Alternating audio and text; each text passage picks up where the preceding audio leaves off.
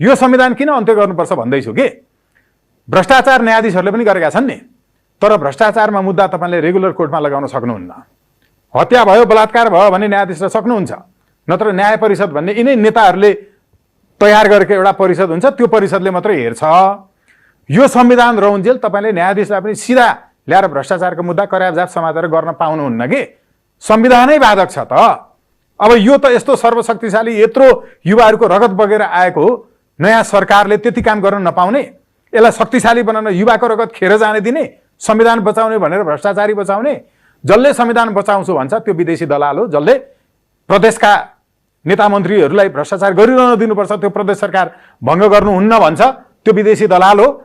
जेनजीको माग यो थिएन, जेनजीको माग उनीहरूले नबुझिकन पत्रकार सम्मेलनमा पनि आएर भनेको हेर्नुभयो नि, के अरे हाम्रो पहिले एजेन्डा भन्छ हो मलाई राजनीति थाहा छैन, अर्कोले भनेको कुरा भन्दै हुनुहुन्छ होइन, बिर्सिनु होला ठिक छ, तर टु बी भेरी क्लियर 100% यो विदेशी दलाल अधिवक्ताहरूले जुन सुझाव दिए गएर गाई काटेर खान पाउनुपर्छ भन्ने ओमप्रकाश अर्यालहरू जस्ताले, यिनीहरूले संविधानलाई कायमै राख्ने भनेर अहिले न्यायाधीशहरूले पनि गरेको भ्रष्टाचार, एक न्यायाधीशको सम्पत्तिको स्रोत खोजौँ त 100%। अब हो यिनीहरूलाई सजाय हुन नदिने षड्यन्त्र यिनीहरू भोलि आफै न्यायाधीशको लाइनमा छन् नि त। एकैछिन है सरकार बन्दैछ, यसले केही गर्न सक्छ कि सक्दैन? अनि कहाँ सक्यो त?